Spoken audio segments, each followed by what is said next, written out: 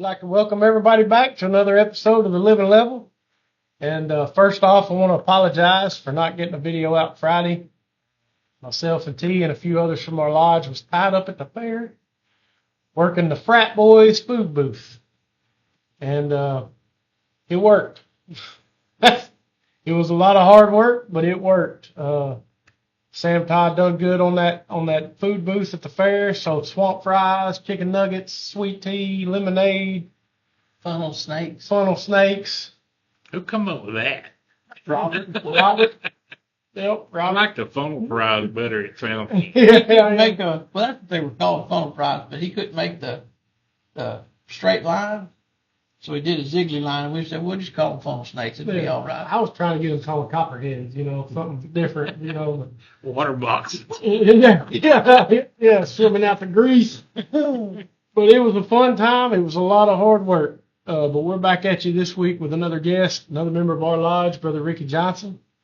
And we'll let him do the usual, tell him a little bit about himself, what he done for a living, and what's he doing now besides bush hogging. Done for a living. Yeah, so we'll let you tell him what you done. Let him get to know you. Well, I started out in construction, went to college. Believe it or not, James Brown and I roomed together 2 semesters. Oh, That was an experience. I bet. And we were both majoring in chemical engineering, and the way it worked out, I got a chance to go work construction and making good money for then, And that was in 1978. So Mom and Dad were at the point my sister was going to Lamar, majoring in geology, and I didn't know it, but they couldn't afford to keep us both in college. So they were going to have to make a decision. I told them, I said, look, I'm going to work construction some more because I got used to making some money, and, I didn't want to give that up, and it worked out. They told me later on, they said, well, it's a good thing you dropped out of college. We wouldn't be able to pay for it anymore. Have to make a decision there. Yeah. But worked construction off and on 9 years, and got in this lodge right here. One of the masons asked me one day, I hadn't worked in a while because construction really went downhill in Lake Charles. And last construction job I worked was in New York, in upstate New York. Worked on a nuclear firehouse up there. But in this lodge here, it was in 87. One of the members here asked me, said, why don't you come put an application in the PD? And I laughed. Because the only thing I ever done with cops was looking for them in my rearview mirror. And I fit in at this I lodge. figured, shoot, I'll try it. So I went in, filled out an application, and got hired. And went to work December of 1987. And on the application, they asked you how many citations, have you ever been arrested, which I hadn't. Probably should have been several times, but I hadn't. Said, how many citations do you have on your record? And I was putting too many to list. And the chief of police then was Arden Malone, and the assistant chief was Bill Lambright, and they said, what's the deal with this too many to list? And I said, there's literally too many to list. Because prior to, it had been about 4 years I hadn't had a ticket, but prior to that, I had a smoking abandoned edition Trans Am. Uh-oh. I couldn't drive through Kinder without getting a ticket.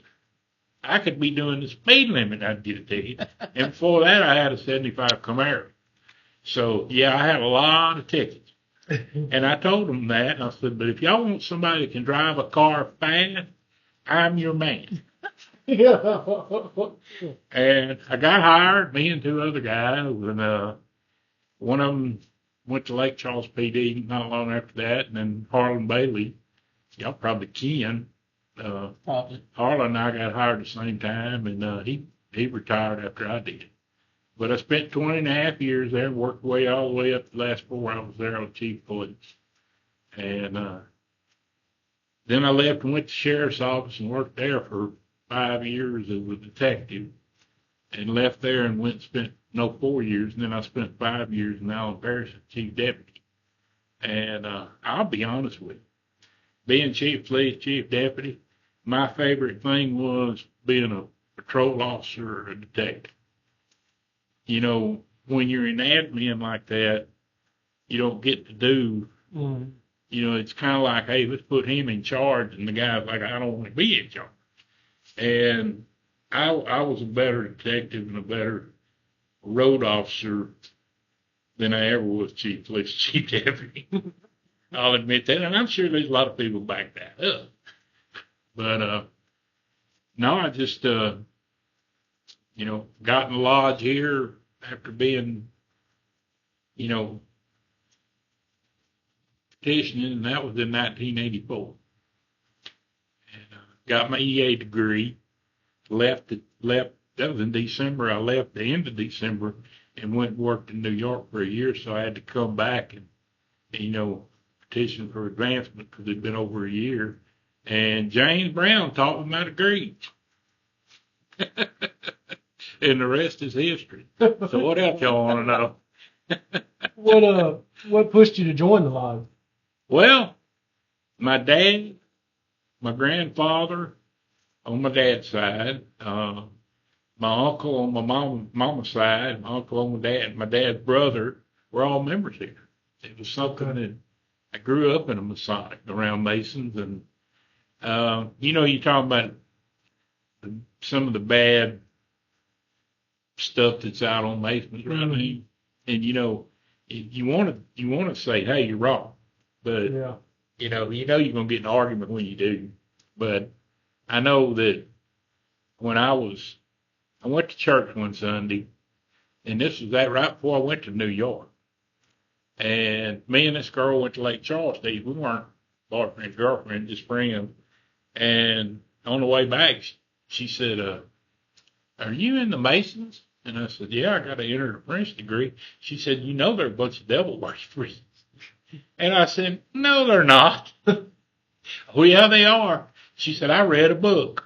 I said, well, good for you. And I said, you know, I look at it this way. And I was just an EA then. I said, my dad, my grandfather, my uncles, cousins, you know, several of them been master, all of them been master here to the past. I said, you got a lot of U.S. presidents, astronauts, other people, George Washington, you know, I mean, people like that were Masons. I said, I feel pretty confident that my dad, who was legit, he was a preacher, Baptist preacher, and he wouldn't have been no member of no devil worshiping organization. And you know, I got in, and you know, I mean, how people could come up with that when there's a Bible sitting in there. I've had people say, well, it's a religion. It's not a religion. It's fraternity. Mm.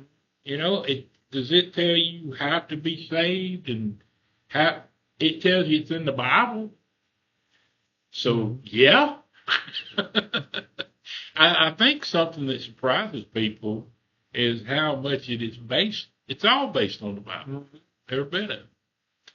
But, you know, going back to that, when I was young, between my junior and senior year in high school, well, between sophomore and two, I raised peas, corn, and all that sold, you know, right there at Fairview.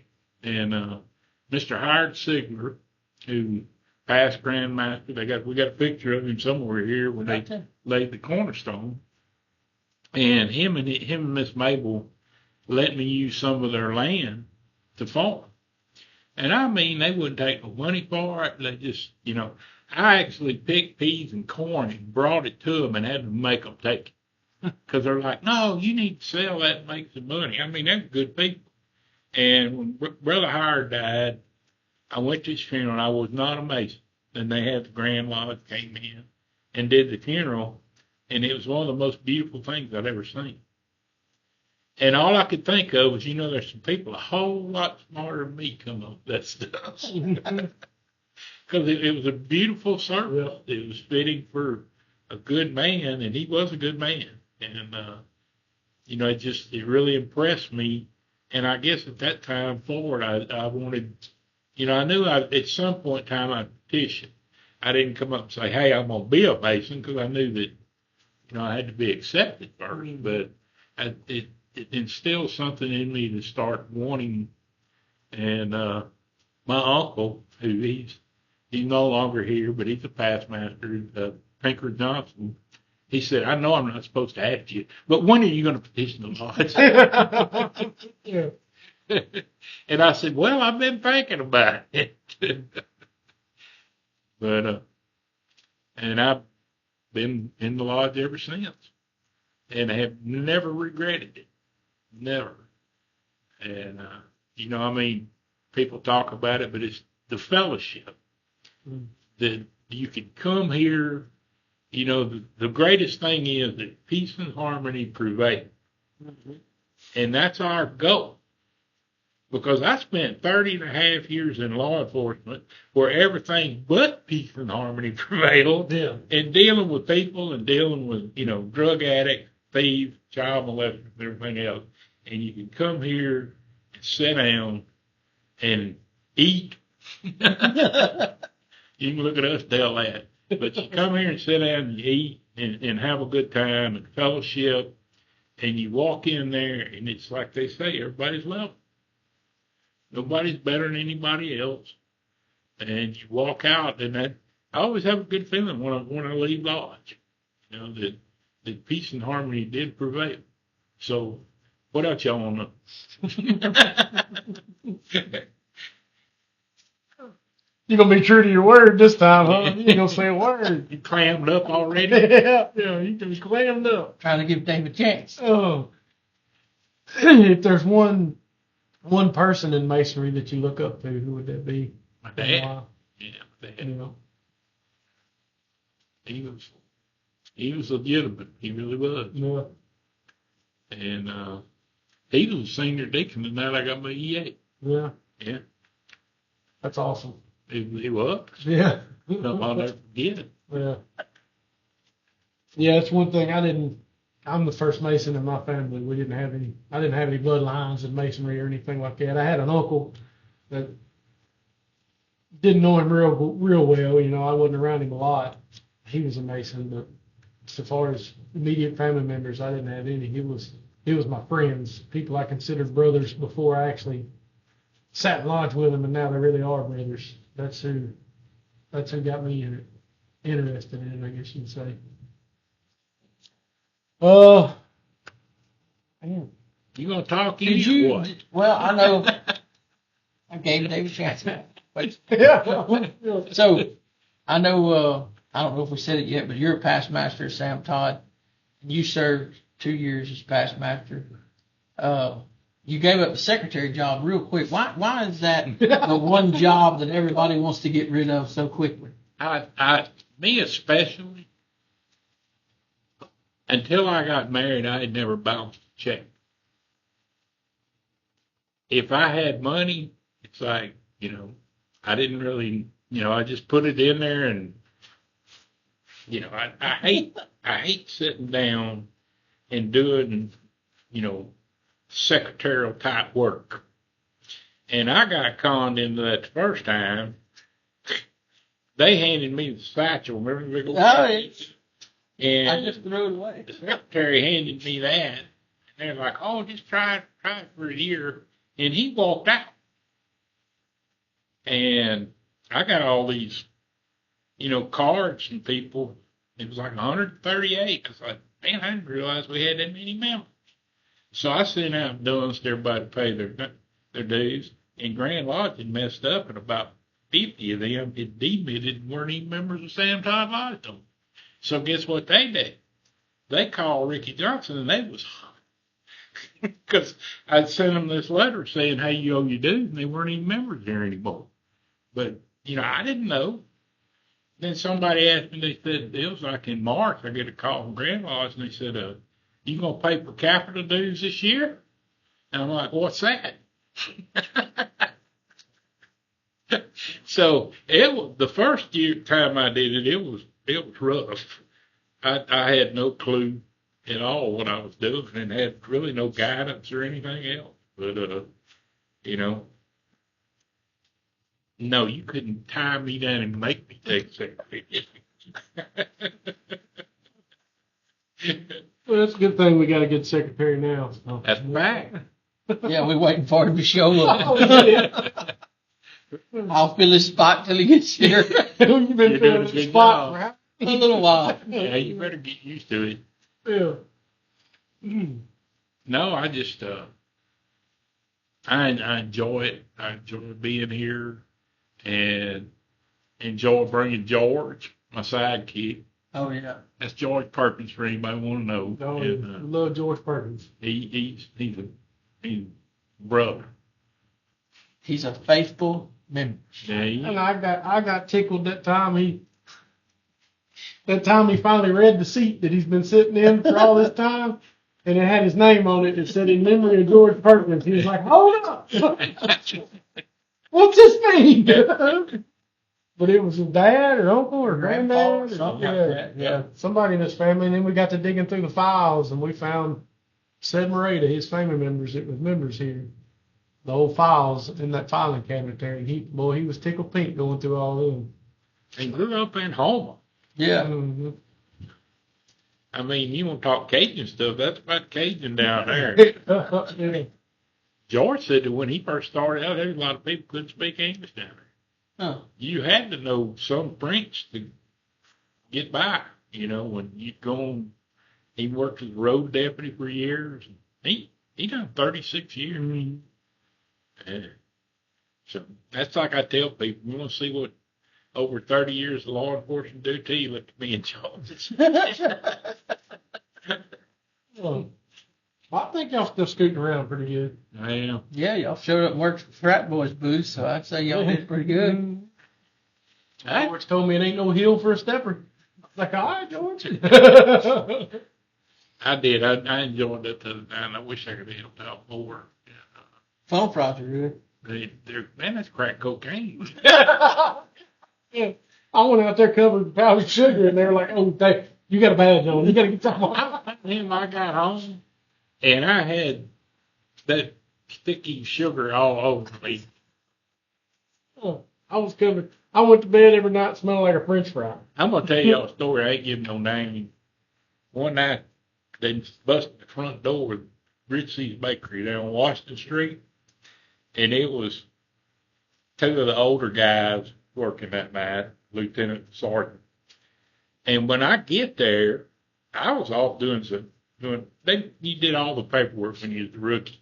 I show up, and we had them dark blue uniforms, and they had powdered sugar on their uniform.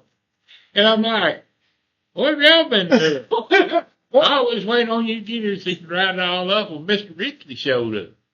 You know, because, busted the front glass. And I'm looking at them with this powdered sugar on it, and he goes, y'all want some donuts? And they was like, yeah, we might eat 1 or 2. And I'm like hell, I hadn't already. Yeah. You know, I guess that's why I made a good detective, because I observed things right. Yeah. Evidence all over. Power rings. Yeah, power rings. Yeah. I ain't naming names. You always thought that was cliche too. Everybody talks about the donuts and cops and stuff. No, that's a fact. Yes. So when I started working there, every office I passed by, there was donuts sitting on every table in there. I'd run cold trade to get a donut. One time when I first started out, I rode with a training officer, Ken Spitzer. You don't know him, but he retired from Beaumont PD, and he trained me. He was a good training officer. He took care of me. And but I was on my own, and I'd been on my own for I don't know a few days. And we were going somewhere, and they had that boy they was calling back up, and I knew code 1 is just your lights. Code 1 is muffler, you driving. Code 2 is your lights. Code 3 is your lights and siren.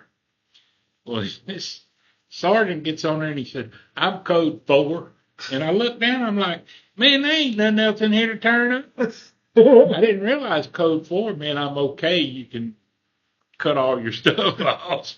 They said code 4, and I'm like, man, I've got everything on it this whole time. Yeah. Looking for that little red button. I guess. Push the little red button. Yeah, the machine guns come out on the. Oh. Yeah.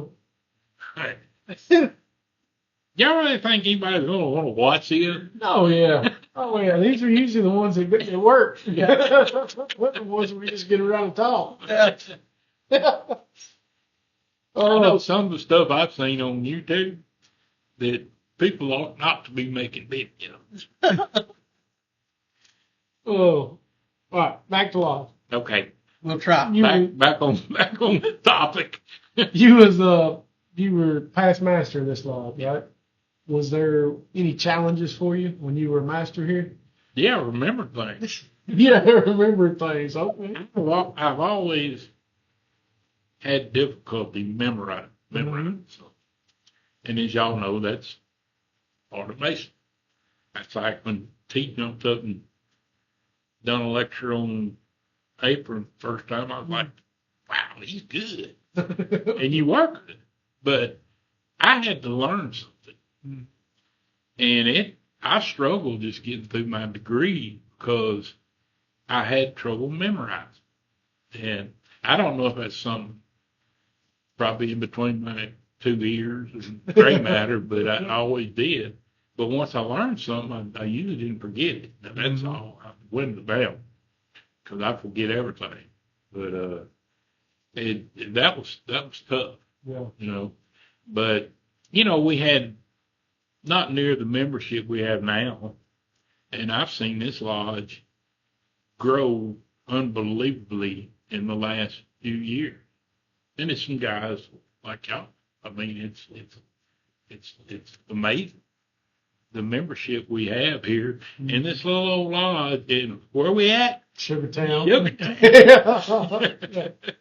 But you know, Daddy told me that when he was a kid, they would on a Saturday they would load up in a whack from Fairview, and they would come to Sugartown, and they had their meetings on Saturdays back then.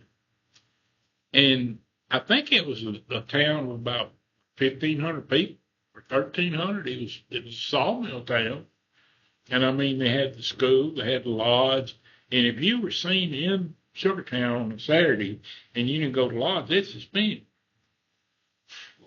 But they would do that. They'd cross. They didn't have a bridge in Sugar Creek. I think it was just when the water was low, if it was up, it didn't come to lodge. It didn't go nowhere really. But I just always thought that was amazing. Now we can't get people to come out their easy chair.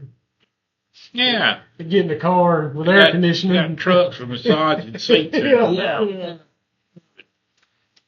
But that's everywhere. That ain't just here. That's everywhere. And I think that's just a sign of the times. People are so hooked on. They got to be visually entertained. Yeah. And I know me and my wife's the worst at it. We'll sit at the house and, she's on her pad or mine on mine and either playing a game or watching something on YouTube. Yeah. And it's like you get hooked on that mess. And that's not a good thing. Right. Well, it's one thing if you've put your time in, I guess what I'm trying to say. You know what I mean? You've worked your whole life. You're retired now. If you want to sit around and watch something on your TV, you should be able to. You know what I mean? It's the young kids that ain't done nothing with their life. That's the ones that get me. They living with their mama till they're 32 and work 2 days a week and something I will point out. Got a full-time job. When I worked shift work. I built 2 houses. Built one off Bennett Road in Doretta. We sold it, and Mom's house, I built it to where my sister lives now. But I did that on my days off, and I'd get home at 5:30, 6 o'clock in the morning, and if I was going to be off, and at 11 o'clock I was up working, and I'd do that, and that way that next night I'd be able to sleep. But I think that's the reason I'm so fouled up now. That's what I mean. Between knees and shoulders, and I've had shoulder surgery, back problems, and all that, and it just the work, the physical labor. But You know, I mean, I miss it. I miss being able to work like that. I wish I could. You know, I'll sit in my recliner and I'll get thinking I'm gonna get up and do this, and I go to get up, my back tells me to sit back down. You know, and you're not doing that today, but I miss work, a good day's, you know, good day of hard work. It's a good feeling in a way, you know, 'cause you get home and take a shower and clean up, and you're exhausted, but you feel like you accomplished it. And now I get out and bush hog. My wife, she thinks, you know, I told her my tractor must be sexy because I like my tractor. And I bush hogged all around the house this last week or so, and my sinus is so messed up. But you get on there and you disconnect, you just in your own little world, and I enjoy it. I'm gonna tell you right now, fellas, if I could have made a living doing it, I'd have been a farmer. I enjoyed it. When I was in high school, I enjoyed it. And used to sell purple oil peas for $3 a bushel in the field, and 5 if I pick them. And I was 16 years old and picked 24 bushels of peas in one day. Huh? Didn't you tell me I could do that now? I get you too. You know, I made good money doing that. It's just now what are they, $40 or something like that? Shelled. Man, You can't give them away if people gotta go pick them. they ain't gonna pick 'em. No. My problem was around the house with deer. Well, that's a good problem sometimes. Well, deer season though. But they would, well, I mean, we'll block this one. Put an electric fence up and they'd tear it down every night and get in my pea patch. And, watch when you start thinning them out. They eat good with peas. Yeah, they do. A little side of mashed potatoes. That's right. Some chow chow. There's a bunch of them around the house. I know that. Nuisance. I take care of them. I have to remain silent on that topic. I may incriminate myself. Well, I can honestly say I've never shot a deer at night. Oh, yeah, I'll remain silent. I didn't know that. I didn't know you could hunt And them. then a rabbit. I didn't know. Shoot, I was in my mid-20s when I found out rabbit hunting now was illegal. That's when I do it. I think in Texas it's legal, ain't it? Oh, I think so.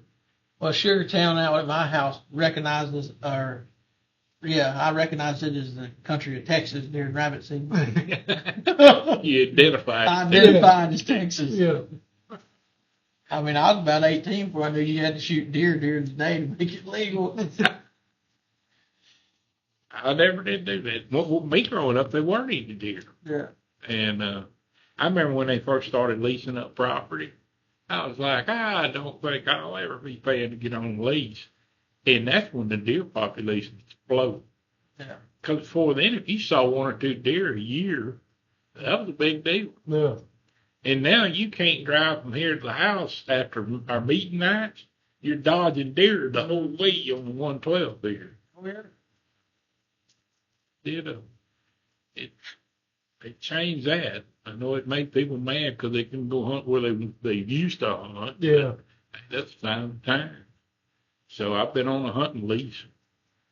George is the secretary, so every year I have to give him a bunch of money. He likes that. I'm waiting on my turn to give him a bunch of money. What else we got? Oh, you got something for him? Because we'll get incriminated here in a little bit. I'm really, really having to think, so I don't. Let's see. Would you have one? I mean, Masonry is full of symbols.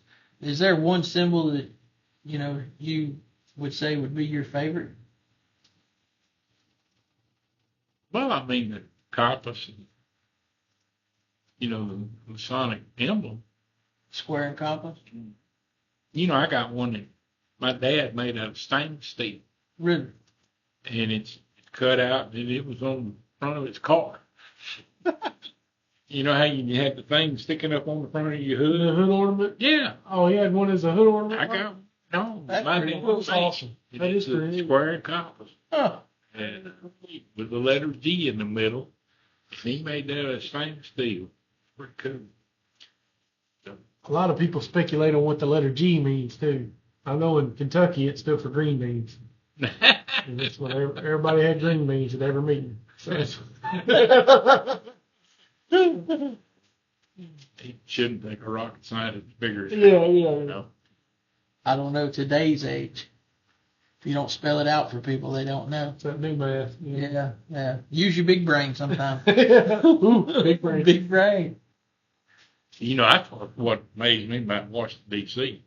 In 2006, I was escort officer, Herman Brooks, and got hit by a vehicle several years earlier. And he passed away and was ruled in the line of duty death.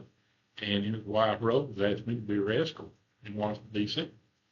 So I went, me and Bam went. You know, we paid our own way, but stayed there and going around Washington, how much of that is, I mean, the whole city's laid out as amazing.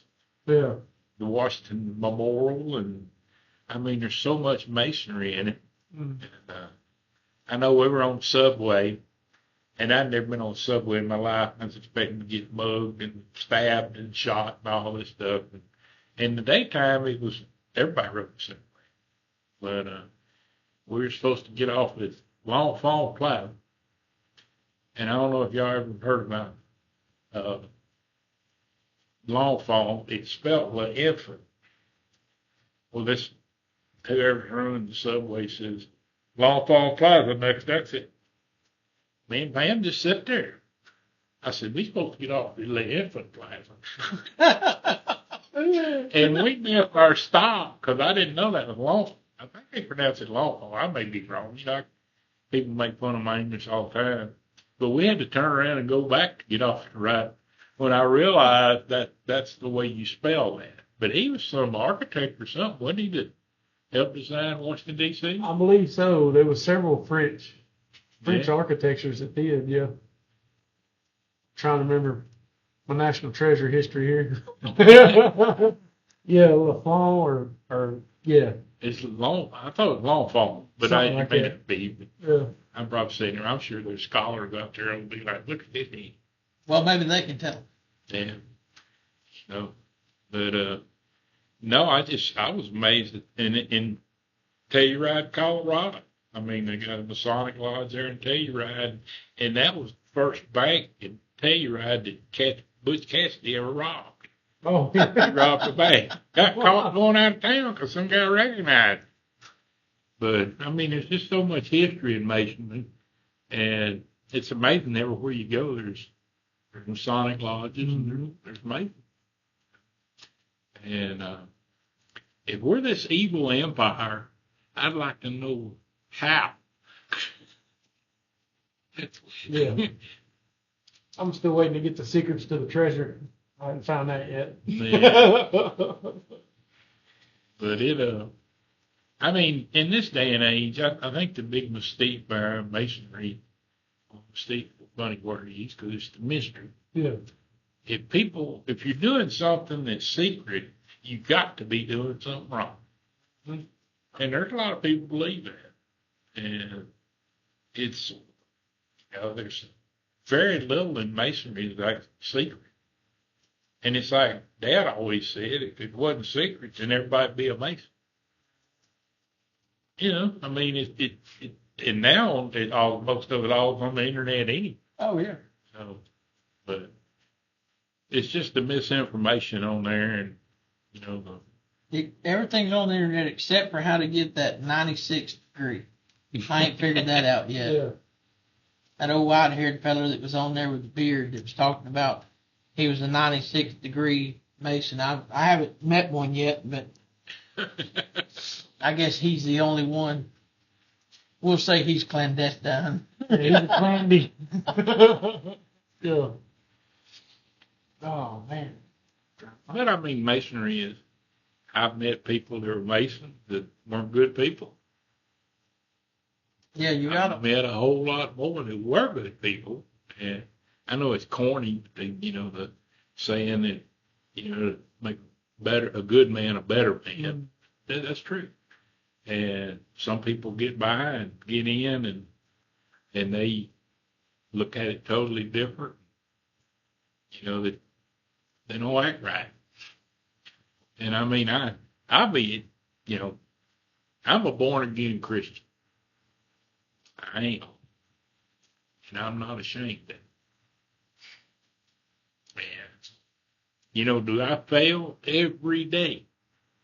Every day I fail. And, but that's the good part about it, because you can get right. Mm-hmm. So, at my age, my health and all that, it's kind of like Guy Green. I know y'all probably know. His dad was Sonny Green. Guy rode motorcycle all the time.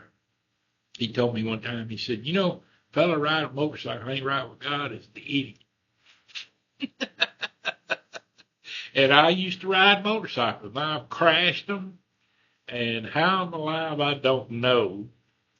But I just, that's kind of like in this day and age, if you're if you hadn't accepted Jesus, then you're an idiot. You really are. Yep, I would agree with that. Yeah. And I mean, I've seen people that, sitting around and boy, the world's coming to an end and all that stuff. Yeah, that's a fact. Yeah. When you watch TV, see a lot of it is happening that's in the Bible. That was my religious speech. But if you read the last page in the Bible, we win. We do. We win. That's it. Yeah. Yep. I asked Daddy one time, he did all kinds of funerals. I said, well, when you preach a funeral of somebody that's died, that, you don't judge anybody. I don't judge anybody. I mean, that dude that shot Charlie Kirk, did Jesus got the power to save him? I reckon so. Yeah. But that's up to him. Right. But, people would die and I mean, they lived a horrible life. I said, how do you handle it? He said, you brag on Jesus. You brag on that. Yeah. Because that's, pastors have a tough time with that. Yeah. Because it may be the most ornery, reprobated human there is, and you got to get over and preach a funeral. You got to say something good. You don't necessarily have to say that good about them, but you can talk about Jesus. That's true. That's a job I wouldn't want. No. That's what I tell people. I try to live my life so the pastor don't have to lie at my funeral. I know I've told my pastor, your sermon make my feet hurt. And he's like, feet hurt? I said, yeah, you stomped all over my toes. Oh. Well, in your opinion, what makes a good man? What makes a good Mason? To you, what would that mean? Well, I think first off, if the question is, do you believe in God? That's the first question on the application. And you know how that is. If you don't fill out the application, because you ain't going to get in. So, I mean, a religious basis, and I was raised in a Christian home, and I look back now how fortunate I was. I never saw my daddy beat my mama. Very seldom seen them get in an argument. And, I mean, the love they had for each other and all that, I was blessed. I mean, I really was. And I'm not saying that because, you didn't come from a background like that I think I'm better or something. I'm not. But, for a lot of years, I resented my dad being a pastor. And when I was a teenager, because I was the preacher's kid. I heard that so many times, I got sick of it. But we could all go out and do something stupid, and guess who did it the next Monday at school? It was the preacher's kid. And I lived up to it. I did a lot of things I shouldn't do, and in my early 20s, I got to where I was proud to be my dad. And, I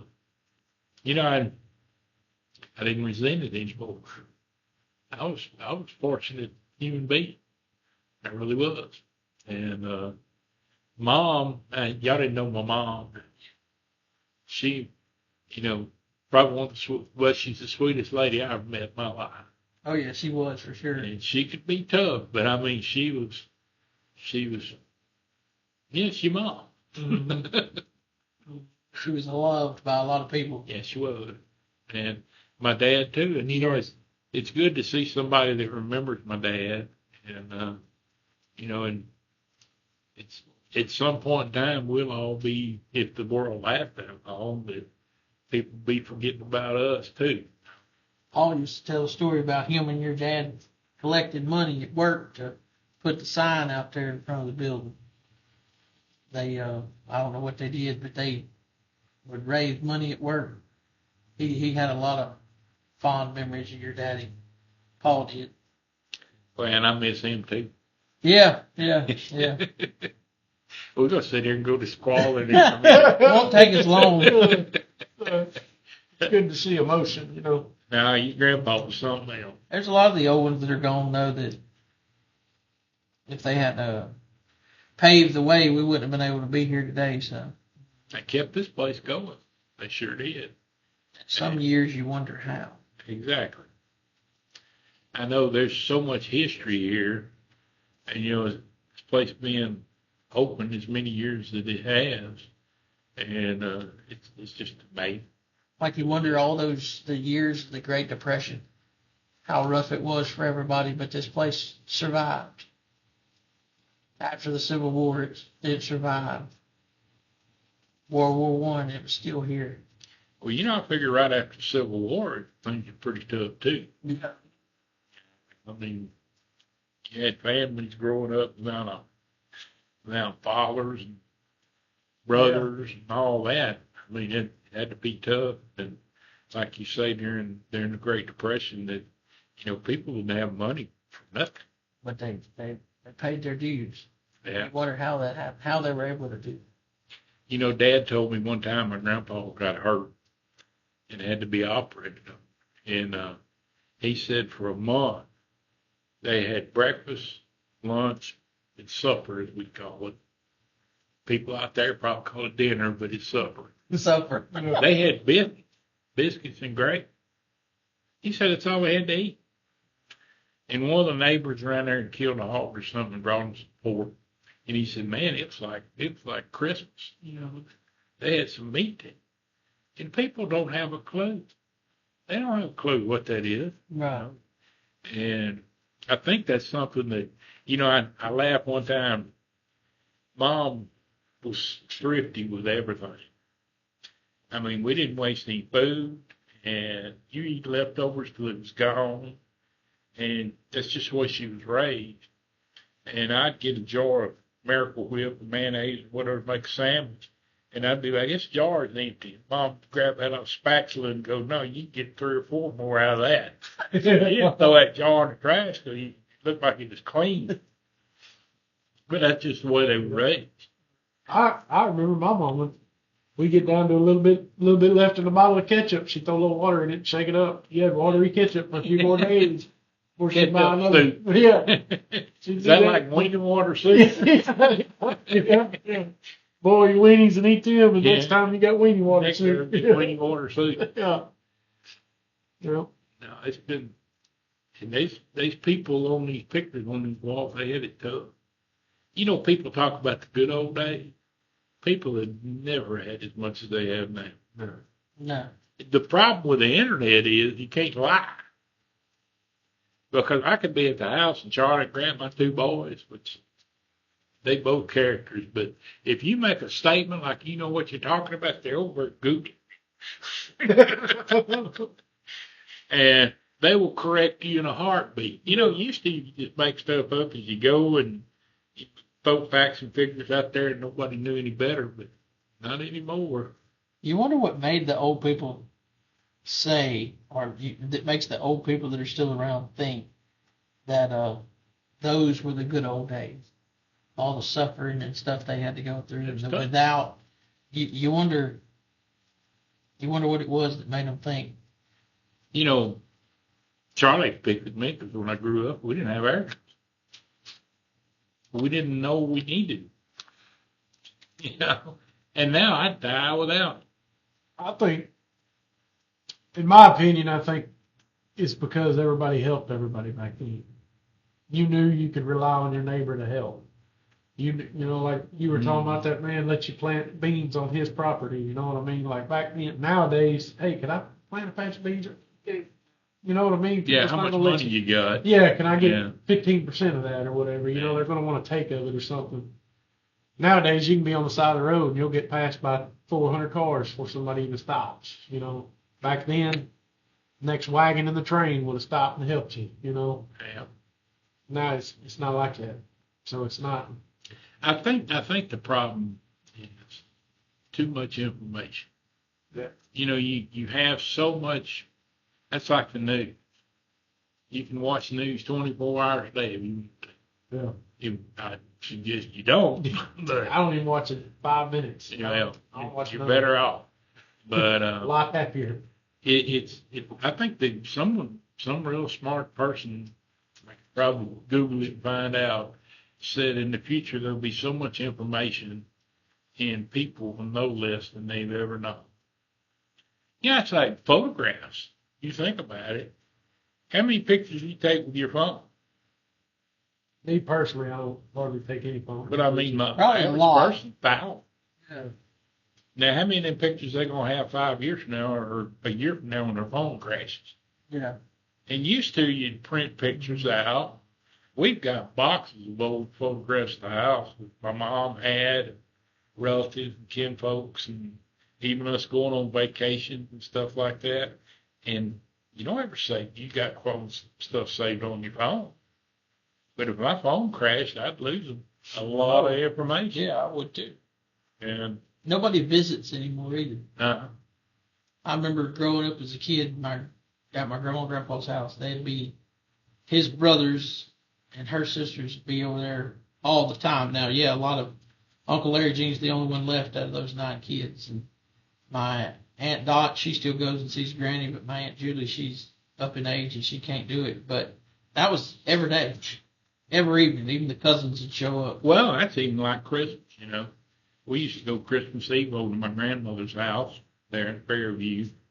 And I mean, it was everybody was there. Yeah. My aunts, uncles, and all the kids and all my cousins and everything. It'd be a house full of people. Problem was, Granny'd have about 98 degrees in the living room. And we'd all go to the kitchen. It's a big old house, and the kitchen had no heat. Everybody gang up in the kitchen because you couldn't stand it in the living room. And Granny'd be sitting in there shoving wood in the Ashley heater with a sweater on. Wondering where everybody's And at. I'm serious. By the door, the temperature gauge was pegging out at 98. And she was in there freezing to death. We would all go in the kitchen where My wife might be kin to her. She does that every winter. Pam freezed me to death. But no, I met Pam in 1988, and before the end of the year we got married. And we've been married 37 years this year. Wow. I know. But Well, me and my wife ain't too far behind you. We've been married 23 years. wow, that's good. Yeah, that's not something you hear of too much anymore. I'll tell you, when I met her, I didn't come to the fact that I was gonna die a bachelor Yeah. because I wasn't looking for a woman.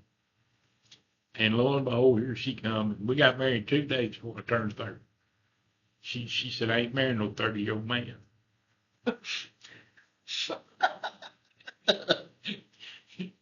So we got married, and 11 months later, Charlie was born. So, and then Grant comes along.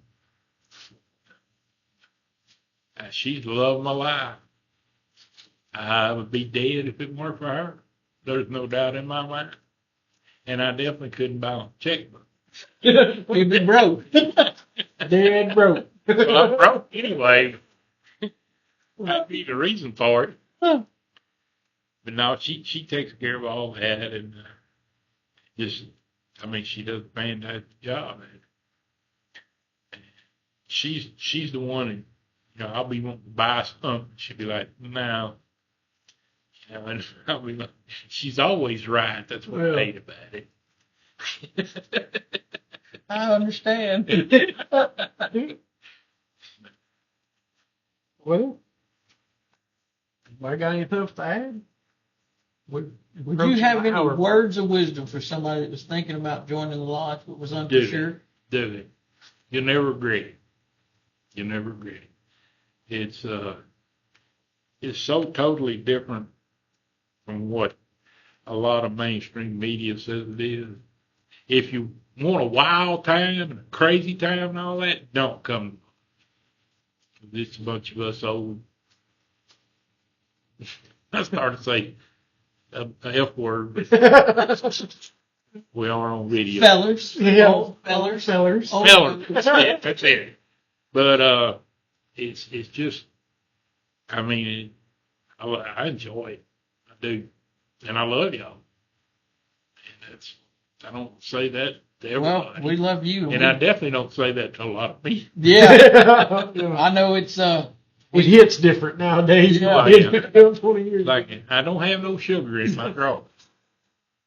I know those what is it, 6 months, 4 or 6 months you're going to Colorado. You're missed around here for sure. So Well, I tell you, I'm blessed. We built that. Well, I say I built it. We built the cabin in Colorado in 1987, and it's hard to believe that a person or people as poor as me and my wife can own something like that. Because I mean, it's crazy. They just prices of everything, and what to build our cabin now would cost. It just be astronomical. yeah.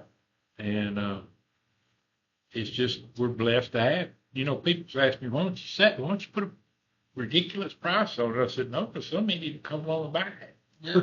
And then I won't have a cabin. Right. And it's hot during the summer in Louisiana. You wouldn't know. No, I told Pam the other day, I said that was a mistake we made. We should have stayed at least 2 or 3 more weeks because it's been hot down here. I was figuring we'd get a cold spell or something. No. Not yet. No, Late fall. Trees are turned right now. I mean, it's amazing up for this time of year. Yeah. It was time to come home. I was missing y'all. Well, we miss you, but we're used to it. Back burner, for 6 months. We'll just be down here shoveling wood in that Ashley. Yeah. While you're up there getting even hotter. I mean, literally, people don't understand it, but, we're at 9,200 elevation. And every morning it's around 40, mid-40s. And you can walk out in just a T-shirt, pair of gym shorts on, and it's comfortable. There's no humidity. But I'd get cold. I'd like the heater up some morning. Pam be like, turn that heater off. I don't think she gets cold. No, we're blessed to have that. And till the day I die, I guess we'll have it. And then after that, then I'm sure Pam and the boys will sell it. They'll have a big party. For a ridiculous price. Yeah, for a ridiculous price. But no, it's just we're fortunate to have it. It's blessed. They say luck. Ain't no such thing as luck. We're blessed. That's a fact. Amen. Yeah. Well, You gonna wrap it up? We'll go ahead and wrap it up. I want to go ahead and remind y'all of the Lorenzo Dow Oak first annual fall revival. Still coming up here at Grangeville Masonic Lodge 231 at the corner of Highway 37 and 63 in Grangeville, Louisiana. It's taking place Sunday through Friday, October 26th through the 31st, 6 Where's to 9 that at? p.m. Grangeville, Louisiana. Grangeville? South somewhere. Brother Colin Bamber told us about it. I'm not for sure where it is down I've there. never heard of it. Oh, it's somewhere around. Is he down from Denham Springs or St. Francis? It's somewhere down there in that Yeah, area. I think it's around Denham Springs. Amen. Amen. Amy. Yeah, it's somewhere. Amite. Hey, Mike. They might. Because he's a member of Amite Lodge too, so it's somewhere down in that area there. But they're going to have a raffle, silent auction, trunk or treat for the kids that Friday. They're also going to have several preachers and several Christian bands playing. I may get it wrong, but he told us at the Warden's Retreat about it, and he said that the Lord had been telling him not to wait on the preacher. He knew where they needed to have a revival. He got with his preacher in the lodge, and they're going to have it there, and may start having it there from now on. Cool. Yeah. There's a big oak tree there. That's Lorenzo Dow oak. That oak tree. It's something significant, and he told me, and forgive me, I forgot. But something significant about that tree. It's I'll have to Google 1,000 that. years old or something. Or something happened at that tree. It's something about that tree. But it's like a famous tree there, and that's where that lodge and that local church right there got together. They're going to have that revival. So Yeah. if you're in the Grangeville area, October 26th through the 31st, go check them out. Give them a hand with it. Have some fun with it. Well, we got Bring a Friend night Saturday. October the 11th. Yep. Yeah, That's this Saturday. Huh? Yes. Okay. it's coming Saturday. Bring your friends. Eat at Yeah. 6:30, and we'll have a little open meeting for people to bring their friends, ask questions about Masonry, whatever else they want to know. Cool. Be a good fun night. Could be. Yep. We're going to be at the fairgrounds Saturday morning, right? Yeah, for the cancer walk. For the cancer walk. We'll be sitting up there selling stuff out of the frat boys booth. Yep. When does that start? Gates open at 6, I think, and it ends at, the walk starts at 8. I want to say it ends at like 10:30 or 11, I was told, but Okay. That's open to the public and everything? yep, open to the public. You can get with the Chamber of Commerce, I believe, to register for the walk. I don't know how it all works, but Yeah. I think they got a couple of hundred people already registered. Or as of yesterday, they did. So Yeah. That'd be a good thing there. something they do every year, I believe, for the, I guess it's cancer survivors, or cancer awareness, or whatever it is. But it's the cancer walk they have every year. And Great. then Saturday they got that. For those that ain't going to be at Bring a Friend night, they got that worship in the boot at the DeRitter covered arena, Boulevard covered arena. Yep, Boulevard Covered Arena. They'll have that concert, Worship in the Boot. And it starts 5? Something like that. 5, 6, something like that. That'd be a good little concert. I don't know the groups that are going to be there, but I didn't recognize their names. I don't know. yeah. Maybe we can get a flyer and attach it to the end with the Yeah. credits or something. Yeah, yeah. You might can find something on the cancer walk too. I'm sure it's on Facebook. Yeah, we'll figure it out. Roll it to credits or something. Other than that, that's all that I can remember. Right? Well, I hope somebody watches the video. Oh, there will be. There will be. You won't get off of that either. They'll click on it and go, who is that? I can watch this. What's something else? Well, nobody got anything else to add? Well, with that being said, we'll close it out. So I'm going to have to ask you to smack that like button, hit the subscribe button, and whack that little bell. Till next time, we'll see you. We got to eat around here.